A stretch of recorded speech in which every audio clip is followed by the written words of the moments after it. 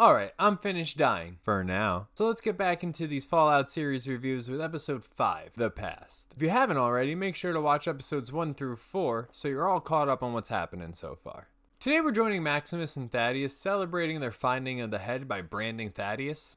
Wait, you should brand me. In which Thaddeus gets a little too excited for. T-Boys! The entire following interaction is just hilarious to me. As they're sitting around the fire, Maximus has like a little moment of emotional weakness and is like, hey dude, since we're the T-Boys, I think it's only fair for you to know before we get back to base that I'm actually a war criminal. But don't worry. We can still be friends. Where's Titus? He's dead. You and I, we just have to get our story straight. But as any normal person would react, Thaddeus just completely shuts him down. It's the Brotherhood. They'll find out. And he's exactly right. This is the dumbest plan in the world. It'd be like if Osama bin Laden captured Kim Jong-il for the United States back in 2007. My name is Osama bin Laden. I'm sorry for all the things that I did. But of course, like a partner that cheats on you, Maximus doesn't accept blame at all. I should have known better than to trust you. What are you talking about? You didn't do it yourself, but you watched your Titus die, stole his suit and impersonated him in hopes that bringing back another war criminal's head would make them forget all about the war crimes that you've committed. Okay, now let's try to get an answer from someone who's not a complete retard. Thaddeus gets some pretty sweet revenge though by stealing the suit's power core and just leaving Maximus rotting in the suit to die. I can't believe you let you fucking brand me. Oh, that's the part you're most upset about? But luckily Lucy shows up and they make a deal for her to let him out of the suit in order for some radaway since Lucy has a wee bit of radiation sickness. Back at the vault, Rico is the only one asking real questions. How did the Raiders get a hold of my mom's Pip-Boy? This is the thing you're asking why about. Obviously, these are questions that need to be answered, Chet. Half of the dwellers were slaughtered before your very eyes, while all the higher-ups are obviously hiding something, so take off your Manson family cap and find the fucking answers. We're just gonna call her Overseer Leslie since she's played by Leslie Uggmans. Where have you two been? She does like a low-key interrogation of them, but she doesn't believe a word that they say. Potatoes. Maximus, true to his word, hooks Lucy up to an IV of radaway whilst trying to hide the power armor terribly behind like a sheet of metal roofing. Yeah, no one will ever find that. They finalize their deal and head out, no pun intended. I know that makes it seem like I was trying to make a pun, but I swear, no pun intended. Election day has hit Vault 33 with your candidates being Betty Pearson, Reg McPhee, and Woody Thomas. Davey is such a cunt. There is no reason for this interaction to have taken place. I'm sorry, Reg. I just feel that in times of crisis, you need someone with experience. And Reg is like, yeah, dude, I get it, no problem, it's your vote. Vote for whoever you want to. And then he turns around again after like 30 seconds of silence. With the water crisis and the prisoners. We vote in private booths for a reason. Right. He then turns around again! And Betty's already been overseer once. I'm gonna vote for Betty. Bro, we get it. You're not voting for him. But then Reg decides to vote for Betty as well, so it's like, you know what, Reg? Go fuck yourself. During Lucy and Max's walk down the train tracks like a group of 5 teenagers going to share a single gram and a blunt, we get a little hint, or should I say sneak peek? I don't know the right terminology of the Vault's lies. But Lucy questions Max about the last 200 years that she's missed since she's been living in the Vault, and Max is like, what are you talking about? The bombs fell when I was a kid.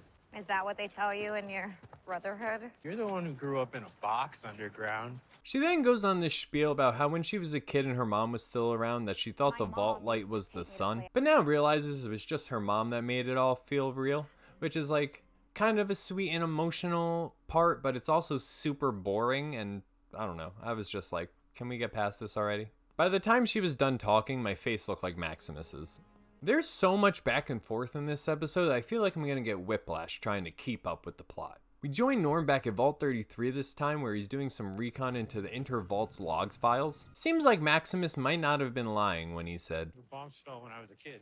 Because as we see from the Vault's log files, there have been many overseers, but the years aren't adding up. But the main thing is that every overseer that Vault 33 has had has originally come from Vault 31. So now I'm just super confused. What is the truth? You can't handle the truth!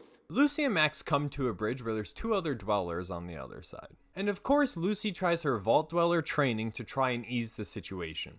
I think we're all feeling some tension. Yeah? Why don't we all take a deep breath?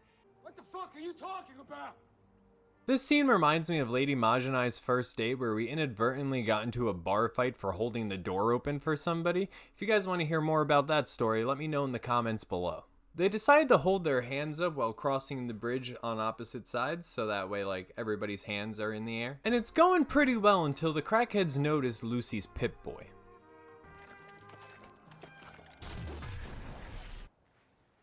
I hate it up here. Davey is such an asshole, he just loves to shit on people. But he does give a little foreshadow of what Rico and Chet found earlier. You know what they say? When things look glum, vote for somebody from Vault 31. But he can't just leave it at that. I voted for Betty.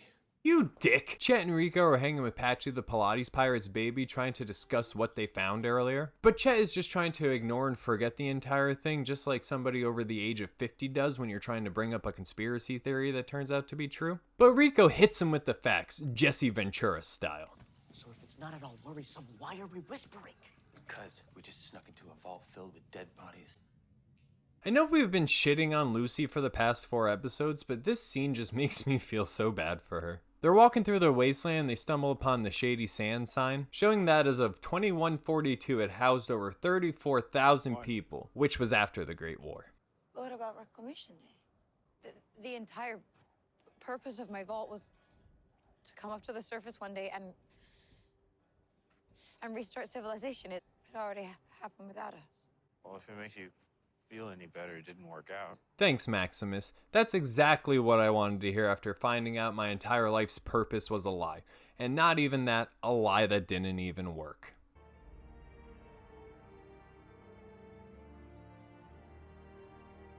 It's at this point that you find out Maximus wasn't lying for once. I wonder if anyone survived. I did.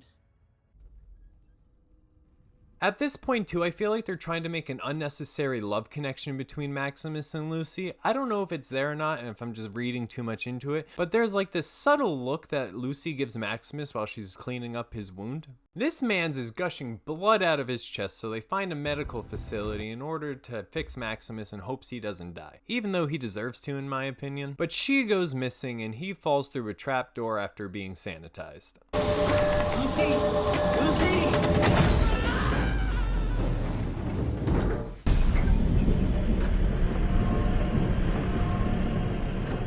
That was a cool transition in my opinion. Don't like it? Go fuck yourself. I guess they're ready to show off Vault 31 after cleaning it, which is super fucked seeing how there was just decaying bodies in there not even 2 days ago. To see this place together as a community. See everyone? It's not a cult, it's a community. By the way, if you want to join a community, hit that subscribe button. I don't know how much I can show of the compare and contrast of before they remodeled it and afterwards, but this is just so fucked up. Alright, I have to show this part despite the copyright I might get. These motherfuckers didn't even let the paint finish drying. They had to have known that Rico and Chet were in there. They didn't even get the blood off of the foosball table. And the difference is you. Find anything interesting? She's so fucking scary and unsettling. You know exactly what we found, you sadistic bitch. Great job cleaning up. The Raiders destroyed so much. Yeah, the Raiders destroyed everything. When my mother died, what happened to her Pip-Boy? It was buried with her. How are you so sure? Because I buried her myself. That is not the face of somebody telling the truth. The episode comes to a close with Lucy and Maximus passed out laying on medical stretchers. Maximus wakes up to find Lucy looking out of a window and asks, What is this place? You're in the best place in the world. Is it though? Because we just learned about 5 minutes ago that it's one of the sketchiest places on Earth. Alright, that's where our video and episode ends for today. If you enjoyed this review, make sure to hit that like button and subscribe with the bell on so you never miss an upload. Don't forget to comment your thoughts on this episode along with any other films or TV shows you'd like to see us review. Until next time, I love you all, thank you for watching, and I'll see you next time. Welcome back to the Wasteland for another review of Amazon Prime's Fallout series. Today we're going to be taking a look at episode 3, The Head. The Wasteland's got its